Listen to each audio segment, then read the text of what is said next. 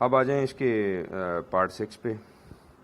तो इसमें उसने कहा कि अब लेफ़्ट साइड पे डिस्टेंस ज़्यादा है, म्यू -2 सिग्मा यानी 80 है ना, तो 100 -2 सिग्मा ये बन रहा है, और राइट पे है 110, तो ये 110 म्यू प्लस सिग्मा है। तो ये एक्चुअल एरिया बन रहा है म्यू -2 सिग्मा से एक्स तक और फिर एक्स से म्यू सिग्मा तक। तो आप इसको दो हिस्सों में तोड़ेंगे। अब पहले जो म्यू -2 सिग्मा से म्यू +2 सिग्मा वाला एरिया है उसका हाफ ले लें, क्योंकि सिमेट्रिक है। आप म्यू से म्यू +2 सिग्मा का एरिया ले लें, चाहे म्यू से म्यू -2 सिग्मा का एरिया लें, ये आपस में बराबर होंगे। यानी म्यू से मीन से म्यू माइनस सिग्मा तक की प्रोबेबिलिटी और मीन से म्यू प्लस सिग्मा तक की प्रोबेबिलिटी आपस में बराबर। इसी तरह मीन से म्यू -2 सिग्मा तक की प्रोबेबिलिटी और मीन से म्यू +2 सिग्मा तक की प्रोबेबिलिटी ये आपस में बराबर। और इसी तरह जो थर्ड केस है म्यू से म्यू -3 सिग्मा तक जितना एरिया या प्रोबेबिलिटी है उतना ही एरिया या प्रोबेबिलिटी है म्यू से लेकर म्यू +3 सिग्मा तक। ये लॉजिक है, क्योंकि ये सिमेट्रिक है, तो आप एक पॉइंट से लेफ़्ट या राइट अगर इक्वली मूव करते हैं तो फिर वो दोनों तरफ एरिया या प्रोबेबिलिटी जो है वो बराबर होती है। तो इसी हवाले से अब ये म्यू -2 सिग्मा से म्यू प्लस सिग्मा तक है, तो एक दफ़ा आप म्यू -2 सिग्मा वाला एरिया जो है उसका हाफ करेंगे और एक दफ़ा जो है वो म्यू माइनस सिग्मा से म्यू प्लस सिग्मा वाला एरिया जो है उसका हाफ करेंगे, तो ये जो आप 0.8185 आ जाएगा। नंबर 7 जो है पार्ट, इसमें अगर आप देखें तो P80 लेस x लेस 130 है, तो जो 80 है ये म्यू -2 सिग्मा है, जो 130 है ये म्यू +3 सिग्मा है। अब इसमें ज़ाहिर है एक दफ़ा आप 2 सिग्मा वाला एरिया जो है यानी सेकंड जो प्रॉपर्टी है उसकी स्पेशल एरिया की उसका हाफ करेंगे और ऐड करेंगे उसमें जो आपके पास 3 सिग्मा वाली प्रॉपर्टी है उसका एरिया, तो ये आपके पास इस तरीके से जवाब आ जाएगा। आगे अब ये जो पार्ट नंबर 8, 9 ये आई थिंक कि आप इजीली कर लेंगे। अच्छा, अब यहाँ एक और चीज़ कि यहाँ उन्होंने दिया हुआ है प्रोबेबिलिटी 90 लेस x लेस 160। अब 90 तो हमें पता है कि म्यू माइनस सिग्मा है, लेकिन 160 पे जब जाते हैं तो ये म्यू +6 सिग्मा बन जाता है। अब इसका क्या सोल्यूशन है? एक तो क्लियर है कि म्यू माइनस सिग्मा वाली प्रॉपर्टी है उसका हाफ लगना है, यानी उसका हाफ एरिया इसमें शामिल होगा, लेकिन म्यू प्लस सिग्मा का तो हमारे पास कोई ऊपर इस तरह की प्रॉपर्टी है ही नहीं। तो उसका अगर आप उन प्रॉपर्टीज़ पे गौर करें, जो म्यू -3 सिग्मा से लेकर म्यू +3 सिग्मा तक है वो 0.9973 है, यानी ऑलमोस्ट 100% है। तो इसका मतलब जब +4 सिग्मा पे जाएंगे या 5 सिग्मा पे जाएंगे या 6 सिग्मा पे जाएंगे तो ये सारा ही है। यानी अगर आप ये कहें कि आपकी प्रोबेबिलिटी कि एक्स नॉर्मल डिस्ट्रीब्यूशन है और प्रोबेबिलिटी इस बात की कि एक्स म्यू -6 सिग्मा से लेकर म्यू +6 सिग्मा के दरमियान फॉल करेगा, तो ये 100 ही है, यानी 1 है। ऑलमोस्ट सारी कर्व इसके अंदर आ जाती है। इसमें ये बात जहन में रखें कि ये एग्जैक्टली 1 तो नहीं होती, लेकिन ये 1 से जो इसका डिफरेंस है वो ऑलमोस्ट निगलिजिबल है। उसकी वजह यह है कि इसकी जो कर्व की टेल्स होती हैं, यानी लेफ़्ट और राइट पे जब ये कर्व आगे बढ़ती जाती है तो ज़ाहिर है इसमें एक्स की रेंज -∞ से +∞ तक है, इसकी टेल्स दोनों तरफ इंडेफिनेटली बढ़ती जाती हैं, एंड नहीं आता इनका, -∞ से +∞ तक ये चलती जाती हैं, लेकिन साथ ही साथ ये क्लोज होती जाती हैं एक्स एक्सिस से। और यहाँ ऊपर प्रॉपर्टीज़ में इन्होंने एक प्रॉपर्टी इस किताब के अंदर मिस की हुई है, वो कहलाती है asymptotic property of curves of normal asymptotic properties of tails of normal curve, के जो नॉर्मल कर्व है उसकी टेल्स की एसिम्प्टोटिक प्रॉपर्टी। एसिम्प्टोट आप लोगों ने मैथमेटिक्स में कहीं ना कहीं ज्योमेट्री में कॉनिक्स वगैरह में कहीं ना कहीं पढ़ा होगा कि एसिम्प्टोट्स ऐसी कर्व्स होती हैं जो किसी एक्सिस के लिहाज से देखी जाती हैं, और ये कर्व्स ऐसी उस एक्सिस के करीब से करीब होती जाती हैं, इंडेफिनेटली बढ़ती जाती हैं, लेकिन कभी भी उस एक्सिस को टच नहीं करती। अगर आपकी asymptote with respect to X axis देखें तो वो एक इस तरह की कर्व होगी कि वो एक्स एक्सिस के करीब से करीब चलती जाएगी, यानी एक्स एक्सिस और उस कर्व का जो डिस्टेंस है वो ज़ीरो को अप्रोच करता जाएगा, लेकिन कभी वो उसको टच नहीं करेगी। तो इस तरह ये नॉर्मल की जो कर्व है, इसकी डिस्ट्रीब्यूशन की कर्व की जो शेप बनती है, उसकी दोनों तरफ की जो टेल्स हैं वो इंडेफिनेटली बढ़ती जाती हैं। लेफ्ट साइड पे भी नेगेटिव वैल्यूज़ ऑफ एक्स के साथ साथ और राइट साइड पे पॉजिटिव वैल्यूज ऑफ एक्स के साथ, यानी एक तरफ वो माइनस इन्फिनिटी तरफ जा रही होती है, एक तरफ प्लस इन्फिनिटी तरफ जा रही होती है, लेकिन कभी भी वो एक्स एक्सिस को टच नहीं करती, कभी भी उसके साथ मिलती नहीं है, ये इंटरसेक्शन इसका नहीं होता, ये अबव एक्स एक्सिस रहती है। लेकिन वो इतना क्लोज हो जाती हैं कि उनके दरमियान एरिया जो है, यानी जो रीजन जो बच है उसका एरिया जो है वो ऑलमोस्ट ज़ीरो होता है, बहुत ही छोटा एरिया उसका बनता है। तो इसलिए फिर हम कहते हैं कि म्यू माइनस, यानी आप रूल ऑफ थंब ये ले लें कि म्यू प्लस माइनस 4 सिग्मा जब आ जाता है ना, तो ये ऑलमोस्ट एरिया 1 नहीं होता है। तो ये प्लस माइनस 6 सिग्मा की बात हो रही है, तो यहाँ भी एरिया जो ऑलमोस्ट 1 ही है। तो अब जाहिर है अगर हम म्यू माइनस 6 सिग्मा और म्यू प्लस 6 सिग्मा का अगर हाफ करेंगे तो वो आधी कर्व है, तो आधी कर्व जो है वो 0.5 बनती है उसका एरिया जो है। तो ये फिर एक पार्ट बनेगा म्यू माइनस सिग्मा से म्यू प्लस सिग्मा वाले एरिया का हाफ, और उसमें प्लस किया जाएगा 0.5। ऐसे ही अगला जो है वो 5 सिग्मा के साथ है, लेफ्ट पे म्यू माइनस 2 सिग्मा है, यानी P80 लेस एक्स लेस 150, ये इसके अंदर दिया हुआ है। ये आपके पास जो है ये अगर 80 को आइडेंटिफाई करें तो ये म्यू माइनस 2 सिग्मा है, अगर आप 150 को आइडेंटिफाई करें तो ये 5 म्यू प्लस 5 सिग्मा बन जाता है। तो इसमें वो म्यू प्लस 5 सिग्मा वाला जो है वो 1 का हाफ बन जाएगा, और जो पहला है वो जो सेकंड पार्ट उसका हमने पढ़ा प्रॉपर्टी में, जो प्लस माइनस 2 सिग्मा वाला एरिया उसका हाफ बन जाएगा। ऐसे ही ये नंबर 12 जो है P of 70 less x less 140, इसका सोल्यूशन किया गया। और फिर इन्होंने एक दिया है 50 लेस एक्स लेस 150, यानी mu minus 5 sigma mu plus 5 sigma. तो विदाउट एनी डाउट आप सीधा सीधा इसको 1 कह सकते हैं। और उन्होंने नीचे नोट भी दिया हुआ है कि एरिया विद इन के standard deviation of mean is unity. कि अगर आप के स्टैंडर्ड डेविएशन ऑफ मीन लें, जब के पे कंडीशन है के इज ग्रेटर और इक्वल टू 4, मैंने आपको बताया कि जब 4 या 4 से ज़्यादा आपकी के की वैल्यू हो और आप म्यू प्लस माइनस 4 सिग्मा या म्यू प्लस माइनस 5 सिग्मा और अबव आप कैलकुलेट करें तो एरिया जब वो 1 ही होता है, ऑलमोस्ट जब वो 1 होता है। अच्छा, इस तरह एक और इसके अंदर स्टेटमेंट है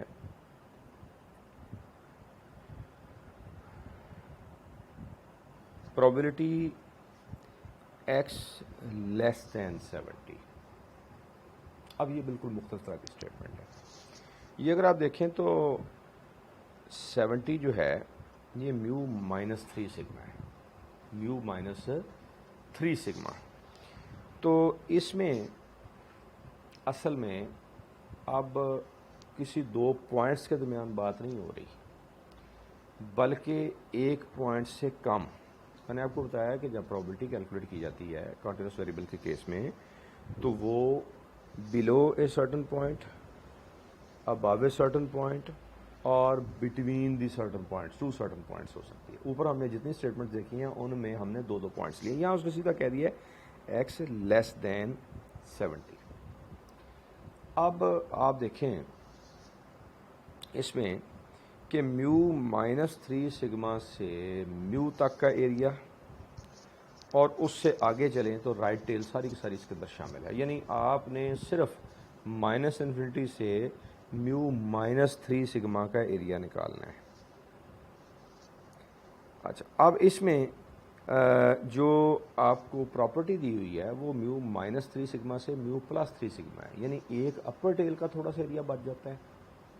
जो म्यू प्लस 3 सिग्मा से ज़्यादा वाली प्रॉपर्टी एक वो इसमें बात नहीं हो रही, और जो म्यू प्लस 3 सिग्मा से कम वाली बात है उसकी नहीं हो रही। अब टोटल प्रॉपर्टी कितनी है? टोटल प्रॉपर्टी आपकी है 1। हमें म्यू माइनस 3 सिग्मा से म्यू प्लस 3 सिग्मा तक की प्रॉपर्टी का पता है। अब ये दरमियान में है। अब थोड़ा सा इसको विजुलाइज करें कि एक बेल शेप्ड कर्व है, उसके नीचे 2 पॉइंट दिए गए हैं। एक पॉइंट है म्यू माइनस 3 सिग्मा, एक पॉइंट है म्यू प्लस 3 सिग्मा। आपको उन दोनों के दरमियान का एरिया पता है। और वो हमें पता है कि 0.9973 है। अब जो म्यू -3 सिग्मा से पीछे लेफ्ट साइड पे -∞ तक जो रीजन बचता है उसका एरिया इसमें नहीं मेंशन, और इसी तरह अपर साइड पे अपर टेल में राइट टेल में म्यू +3 सिग्मा से अबव +∞ तक जितना एरिया है वो यहाँ मेंशन नहीं है इस प्रॉपर्टी में। लेकिन हम ये जानते हैं कि प्रोबेबिलिटी के मुताबिक, थ्योरी के मुताबिक, प्रोबेबिलिटी थ्योरी ये स्टेट करती है कि अगर कोई फंक्शन प्रोबेबिलिटी डेंसिटी फंक्शन है तो उसका टोटल एरिया 1 होगा। तो फिर हम ये निकाल सकते हैं कि वो जो लेफ्ट साइड पे थोड़ा सा एरिया बचता है और जो राइट साइड पे थोड़ा सा एरिया बचता है वो कितना है। उसका तरीका ये है कि टोटल एरिया में से आप मिडल एरिया माइनस कर दें। 1 minus probability mu -3 sigma less x less mu +3 sigma, यानी 1 में से आप 0.9973 या 0.997 जिस तरह ये लिख रहे हैं माइनस कर दें तो ये आ जाएगा लोअर टेल का एरिया और अपर टेल का वो एरिया जो 3 सिग्मा म्यू -3 सिग्मा से कम और म्यू +3 सिग्मा से ज़्यादा है। ये वो वाला एरिया आ जाएगा। अब इस पे आपको पता है कि हमें उसका सवाल जो उसका सवाल ही है वो है x लेस देन 70, यानी वो सिर्फ लेफ्ट साइड वाले की बात कर रहा है। चूंकि कर्व सिमेट्रिक है तो जितना एरिया म्यू -3 सिग्मा से लेफ्ट साइड पे होगा उतना ही म्यू +3 सिग्मा के राइट साइड पे होगा। और ये जो 1 -0.997 है ये इन दोनों का टोटल है, लेफ्ट वाला भी और राइट वाला भी। तो हमें सिर्फ लेफ्ट वाला चाहिए तो हम उसको 2 पे डिवाइड कर देंगे। तो ये जो उन्होंने 0.0015 निकाला है ये इस तरीके से निकाला है। इस तरह उसने अगला पार्ट दिया है P of x less than 80। अब हमें पता है कि 80 जो है ये म्यू -2 सिग्मा है। वो कहता है कि म्यू -2 सिग्मा से कम कितना एरिया है। हमने प्रॉपर्टी पढ़ी है म्यू -2 सिग्मा से म्यू +2 सिग्मा के दरमियान कितना एरिया है। चूंकि कर्व सिमेट्रिक है, कर्व का टोटल एरिया 1 है, 1 में से ये मिडल वाला एरिया माइनस करें तो हमें जो एरिया मिलता है वो होता है probability x less than mu -2 sigma plus probability x greater than mu +2 sigma, यानी अपर वाली टेल कॉर्नर में और लोअर टेल कॉर्नर में कितना एरिया बनता है उनका टोटल, उनका सम मिल जाता है। तो उसका हाफ करके चाहे आप लेफ्ट वाला निकाल लें चाहे आप राइट टेल वाला जो है अपर टेल वाला आप निकाल लें। तो चूंकि दरमियान वाला एरिया म्यू -2 सिग्मा से म्यू +2 सिग्मा तक 0.954 है तो 1 में से आप उसको माइनस करके फिर आप उसको 2 से डिवाइड करें तो आप इसमें फिर अपर साइड का एरिया जो वो कैलकुलेट कर सकते हैं, सॉरी लोअर साइड का, क्योंकि इसमें लोअर साइड का कहा गया। इस तरह उसने probability of x less than 90 कहा तो ये म्यू माइनस सिग्मा से कम की बात हो रही है। तो अब म्यू माइनस सिग्मा से म्यू +2 सिग्मा का एरिया जो है वो 0.683 है। 1 में से इसको माइनस कर दें तो आपको लोअर टेल का, यानी बिटवीन नहीं, लोअर टेल का और अपर टेल का एरिया जो है टोटल मिल जाएगा। चूंकि सिमेट्रिक है तो किसी भी एक साइड का एरिया निकालना है तो आप उसका 2 से डिवाइड कर दें, हाफ बन जाएगा। हाफ एरिया जो वो किसी एक साइड का होगा, यानी ये फिर 0.1585 बन जाता है। अब बिल्कुल अच्छा, अगला सवाल उसका है, ये इसकी नेचर और है, P x greater than 70, P x greater than 70। अब जो 70 है ये आपके पास क्या है, ये है म्यू -3 सिग्मा, म्यू -3 सिग्मा, यानी वो आपसे प्रोबेबिलिटी या एरिया कैलकुलेट करने को कह रहा है जबकि x greater than mu -3 sigma है। अब म्यू -3 सिग्मा से अबव राइट साइड एंड तक, राइट साइड एंड तक, अब यहां दो प्रॉपर्टीज इकट्ठी इस्तेमाल होंगी। एक प्रॉपर्टी यूज होगी म्यू -3 सिग्मा से म्यू +3 सिग्मा वाली, और एक प्रॉपर्टी यूज होगी कि हाफ एरिया जो है म्यू से बिलो या म्यू से अबव वो कितना होता है। अब हमें पता है कि अगर हम म्यू -3 सिग्मा से अबव की बात करते हैं, उससे ग्रेटर की बात करते हैं, तो हम इसके दो हिस्से कर सकते हैं, म्यू -3 सिग्मा से म्यू तक और फिर म्यू से प्लस इन्फिनिटी तक, म्यू से प्लस इन्फिनिटी तक एरिया 0.5 है, तो वो इन्होंने लिखा है कि 0.5, और जो बाकी है म्यू माइनस 3 सिग्मा से म्यू प्लस 3 सिग्मा का हाफ बनेगा, यानी 0.997 का हाफ इसके अंदर आ जाएगा। तो ये इस तरीके से एरिया जो बन जाता है। अब जो इस तरीके से इसने x ग्रेटर दैन 70 कहा, तो ये है म्यू माइनस 2 सिग्मा से अबव, म्यू माइनस 2 सिग्मा से अबव। मैं अभी इसको इस तरीके से डायरेक्ट स्टेटमेंट से समझाने की कोशिश कर रहा हूँ। मैं इसके साथ आपको एक और नेक्स्ट लेक्चर में एक फ़ाइल शेयर करूँगा, उसमें हाथ से मैं इसकी कर्व्स ड्रा करके उसमें साथ इसकी एक्सप्लेनेशन भी मुकम्मल तौर पे दे दूँगा कि किस तरीके से ये काम जो है वो किया जा रहा है, ताकि मज़ीद आपको डायग्राम की मदद से भी समझ आ जाए। अभी मैं आपको डायरेक्ट प्रॉपर्टीज़ का सहारा लेके जो हमने पढ़ी हैं उसकी मदद से इसकी कैलकुलेशन बता रहा हूँ। इस तरह फिर जो P of x greater than 90 है, ये भी है कि म्यू माइनस सिग्मा से अबव, जब अबव कह देते हैं तो फिर एंड तक, और एंड इसका क्या है प्लस इन्फिनिटी, तो म्यू से प्लस इन्फिनिटी तक 0.5 है, वो तो आधी कर्व तो शामिल होनी है। अब रह गया म्यू माइनस सिग्मा से म्यू तक, तो वो हम हाफ होगा म्यू माइनस सिग्मा से म्यू प्लस सिग्मा तक, तो उसका हाफ ले लें तो वो 0.683 डिवाइड बाई 2 हो जाएगा। इसको 0.5 में जमा करेंगे तो ये 0.8415 बन जाएगा। इसी तरह जब वो कहता है P of x less than 110, तो 110 क्या है म्यू प्लस सिग्मा, इससे कम, म्यू प्लस सिग्मा से कम। अब म्यू प्लस सिग्मा से जब आप कम लेफ्ट साइड पे चलेंगे तो आपने माइनस इन्फिनिटी तक जाना है, तो आप म्यू पे रुक जाएं। म्यू से माइनस इन्फिनिटी तक एरिया 0.5 है, वो 0.5 ले लिया, और फिर जो म्यू प्लस माइनस सिग्मा वाली प्रॉपर्टी उसका हाफ कर लें, तो वो साथ ऐड कर दें, तो ये आपको रिक्वायर्ड आंसर जो मिल जाएगा। अच्छा, इसी तरीके से बाकी पार्ट्स हैं, उनको फ़िलहाल मैं आप पे छोड़ रहा हूँ कि आप इनको अब खुद अंडरस्टैंड करने की कोशिश करेंगे। मैंने आपको इन चीज़ों का बेसिक आइडिया जो वो दे दिया है। अब जो स्टैंडर्डाइज शक्ल है, ये जो स्टैंडर्ड नॉर्मल फॉर्म बनती है, ये सॉरी जो स्टैंडर्डाइज वेरिएबल या स्टैंडर्ड नॉर्मल वेरिएबल बनता है, उसमें हमने क्या पढ़ा है कि कोई भी नॉर्मल डिस्ट्रीब्यूशन जिसका कोई भी मीन हो, जिसकी कुछ भी वेरिएंस हो, जब वो स्टैंडर्डाइज्ड वेरिएबल बनता है तो वो एक फिक्स्ड डिस्ट्रीब्यूशन में, एक कॉमन डिस्ट्रीब्यूशन में तब्दील हो जाते हैं, जिनका मीन 0 होता है, जिनकी वेरिएंस या स्टैंडर्ड डेविएशन 1 बन जाती है। तो अब चूँकि ये z की सेंस में बात हो रही है, तो z स्टैंडर्डाइज्ड वेरिएबल है, इसका मीन हमेशा 0 है, इसकी वेरिएंस जो है वो हमेशा 1 है। जब वेरिएंस 1 है तो इसकी स्टैंडर्ड डेविएशन भी 1 होगी। अब म्यू माइनस सिग्मा की बात करें तो वो -1 बनेगा, म्यू प्लस सिग्मा की बात करें तो 0 + 1 बनेगा। तो ये -1 एक्चुअली म्यू माइनस सिग्मा है, और +1 जब एक्चुअली म्यू प्लस सिग्मा है। तो ये आगे जो अब mu probability -2 less z less +2 है, ये म्यू -2 सिग्मा म्यू +2 सिग्मा है। और इस तरह फिर नेक्स्ट जो है वो म्यू -3 सिग्मा और म्यू +3 सिग्मा के एतबार से किया गया। ये सारे के सारे प्रॉब्लम्स वैसे ही हैं जो हमने ऊपर सॉल्व किए हैं। फ़र्क इनमें सिर्फ इतना है कि ओरिजिनल वेरिएबल्स को अब स्टैंडर्डाइज्ड फॉर्म में कन्वर्ट कर दिया गया है, और कोई डिफरेंस नहीं है।